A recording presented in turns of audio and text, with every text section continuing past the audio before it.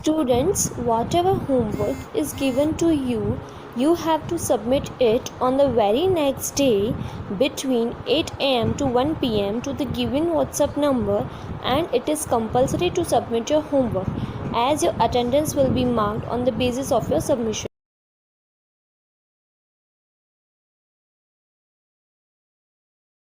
Hello students, welcome to class 5th Maths chapter number 6 Money session 7. In previous lecture we completed exercise 6.2. Now in this lecture we will discuss about simple interest, how to find simple interest, and will begin exercise 6.3. Now students, next topic is simple interest.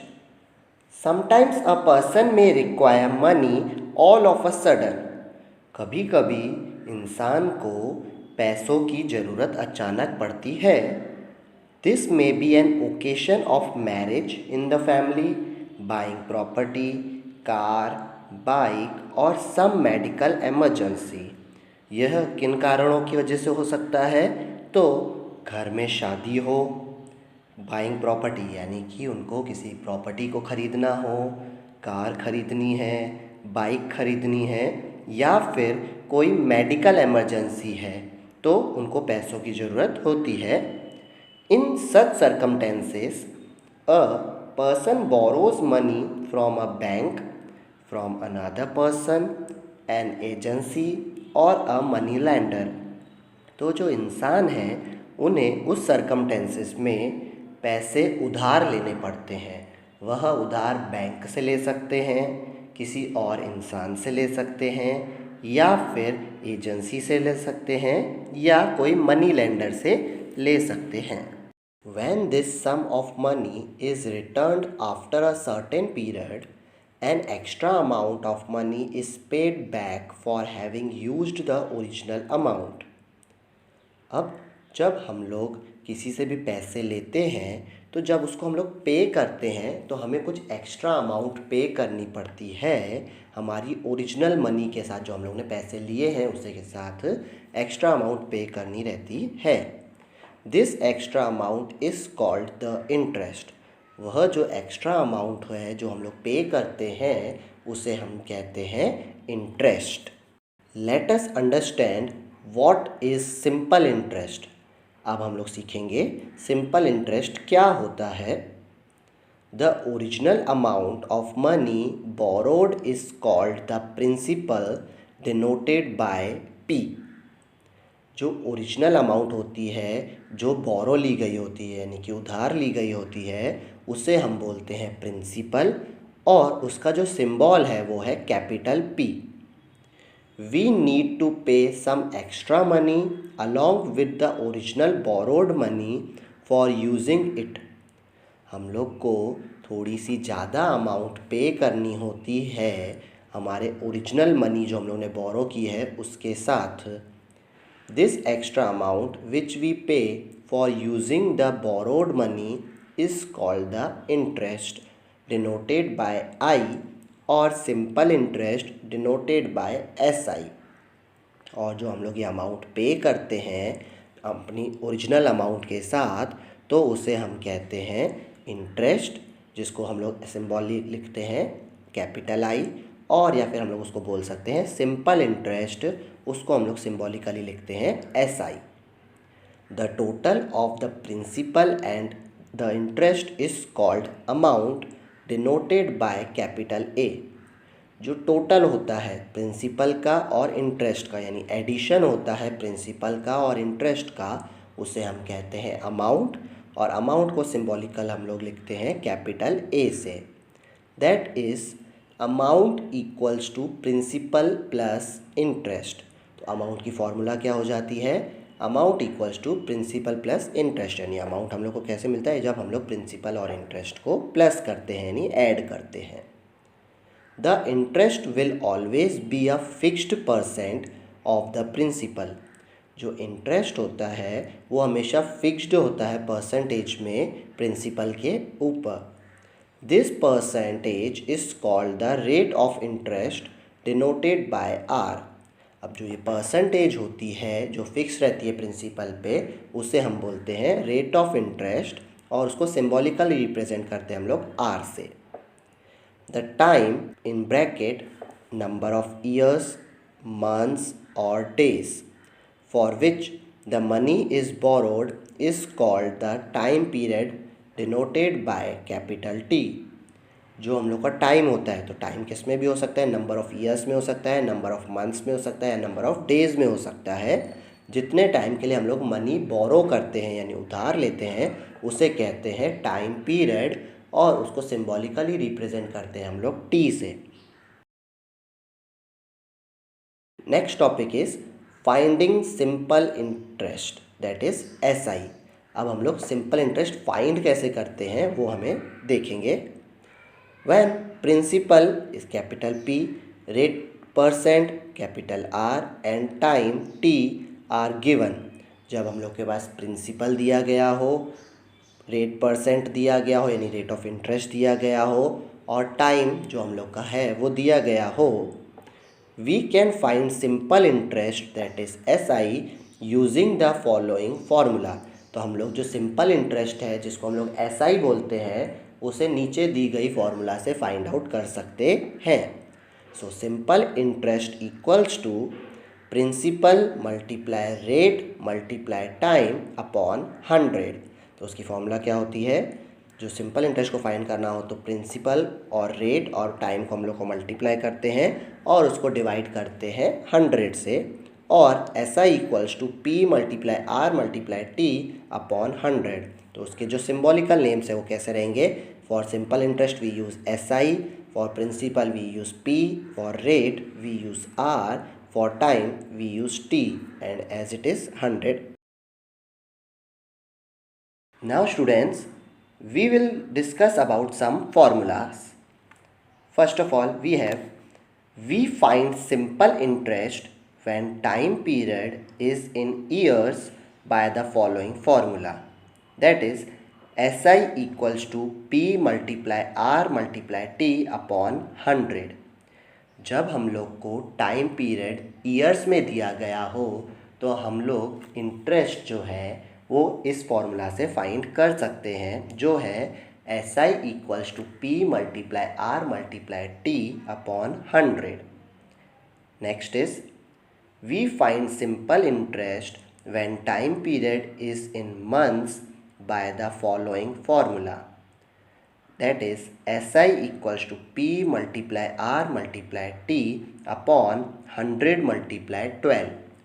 अगर हमें time period months में दिया गया है, तो हम नीचे दी गई फॉर्मूला से सिंपल इंटरेस्ट फाइंड कर सकते हैं, जो है SI equals to P multiply R multiply T upon 100 multiply 12। Next is we find simple interest when time period is in days by the following formula, that is SI equals to P multiply R multiply T upon 100 multiply by 365। सो हम लोग को अगर simple interest find करना है और time period जो है हम लोग को डेज में दिया गया है, तो नीचे दी गई फॉर्मूला से हम सिंपल इंटरेस्ट फाइंड कर सकते हैं। Simple interest that is SI equals to P multiply R multiply T upon 100 multiply 365। Now we can see some special formula when simple interest that is SI, principal that is P, rate of interest that is R are given, we can find time period T using the following formula। जब हमें simple interest दिया गया हो, principal दिया गया हो और rate of interest दिया गया हो, तो हम टाइम पीरियड नीचे दी गई फॉर्मूला से फाइंड आउट कर सकते हैं, that is T equals to SI multiply by 100 upon P multiply R। जो फॉर्मूला है T equals to SI multiply 100 upon P multiply R। Next is when simple interest that is SI, principal that is P, time period that is T are given, we can find rate of interest that is R using the following formula. जब हमें simple interest दिया गया हो, principal दिया गया हो और time period दिया गया हो तो नीचे दी गई फॉर्मूला से हम रेट ऑफ इंटरेस्ट फाइंड कर सकते हैं. That is R equals to SI multiply 100 upon P multiply T. जो है हम लोग की formula R equals to SI multiply 100 upon P multiply T. Next is when simple interest SI, rate of interest that is R, time period that is T are given, we can find principal that is P using the following formula. जब हमें simple interest दिया गया हो, rate of interest दिया गया हो, time period दिया गया हो तो हम लोग नीचे दी गई फॉर्मूला से प्रिंसिपल फाइंड आउट कर सकते हैं. That is P equals to SI multiply 100 upon R multiply T. जो फॉर्मूला है P equals to SI multiply 100 upon R multiply T. Okay. Now in exercise 6.3 question number 1 find the interest. हम लोग को क्या find करना है? Interest find करना है. So first of all we have A. P equals to 4,000 rupees, R equals to 5%, T equals to 2 years. इसमें हम लोग इन्फॉर्मेशन में क्या क्या दिया? P यानी दैट इज प्रिंसिपल 4,000 दिए गए हैं रुपीस में, रेट ऑफ इंटरेस्ट R दिया है 5%, टाइम T दिया है 2 इयर्स. सबसे पहले हम लोग जो इन्फॉर्मेशन गिवन है वो लिख लेंगे यहाँ पे. Principal that is P equals to 4,000 rupees, then rate of interest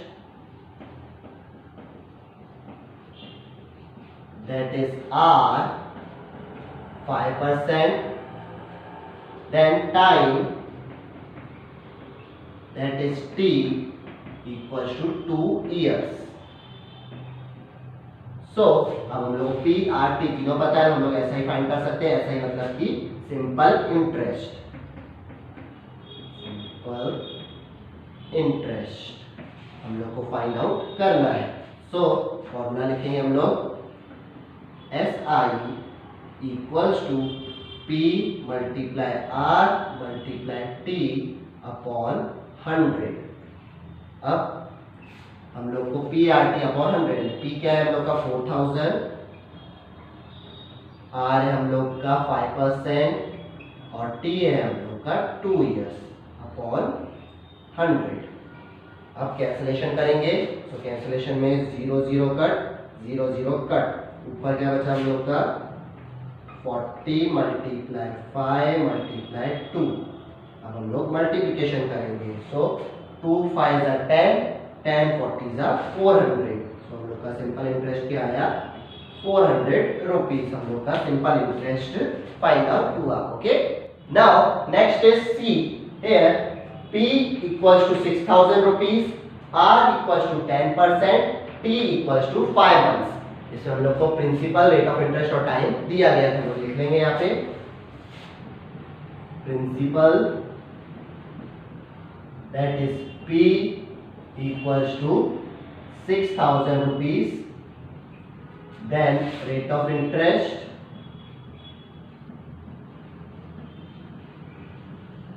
that is R, कितना है 10%, then time that is T equals to 5 months. अब हमको फाइंड आउट क्या करना है? इसमें भी इंटरेस्ट फाइंड करना है. तो that is simple interest that is SI. हम लोग को फाइंड आउट करना है. तो अब हम लोग के जो टाइम है वो क्या है? मंथ्स में है. तो SI की फॉर्मूला चेंज हो जाएगी. So SI that is simple interest equals to P multiply R multiply T upon 100 multiply by 12.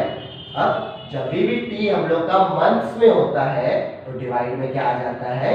12 आ जाता है. सो हम लोग यहाँ पे लिखेंगे P is our 6,000, then R is our 10 and T is our 5 upon 100 multiply by 12. अब कैंसिलेशन करेंगे. 0 0 cut, 0 0 cut. अब 12 की टेबल इसको 60 को लग रही है, तो 12 one time, 12 5 time. So our answer is 5 multiply 10 multiply 5. So 5 5s are 25, 25 10s are 250 rupees.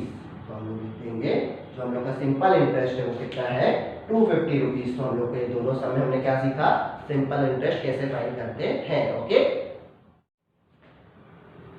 Now next is E. P equals to 73,000 rupees, R equals to 10%, T equals to 50 days. Here principal is 73,000 rupees, rate of interest is 10% and time equals to 50 days. सबसे पहले हम लोग values लिख देंगे sir. Principal equals to 73,000 rupees, then rate of interest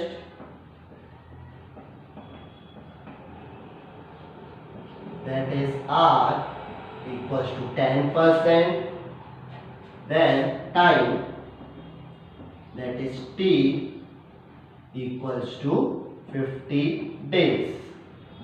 हम लोग को अब इसमें क्या फाइंड करना है, इंटरेस्ट फाइंड करना है, that is simple interest. Simple interest that is SI हम लोग को फाइंड करना है. अब SI की formula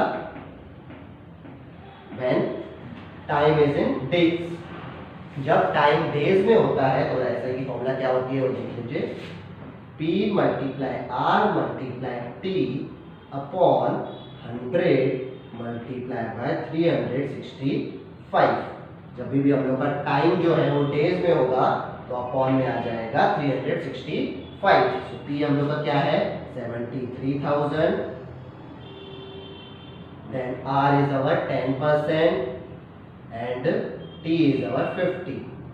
Whole upon 100 multiply by 365. Cancellation करेंगे 0 0 cut 0 0 cut. Now 365 and 730. So this is one time, this is two time. Now here it is 2 multiply 10 multiply 50. हम लोग क्या करेंगे, कैंसिलेशन के बाद क्या बचा होगा न्यूमरेटर में 2 मल्टीप्लाई 10 मल्टीप्लाई 50. जब मल्टीप्लाई करेंगे तो होगा 2 10s are 20, 20 50s are 1000. सो हम लोग का जो सिंपल इंटरेस्ट आया है वो आया है 1000 रुपीज. ओके.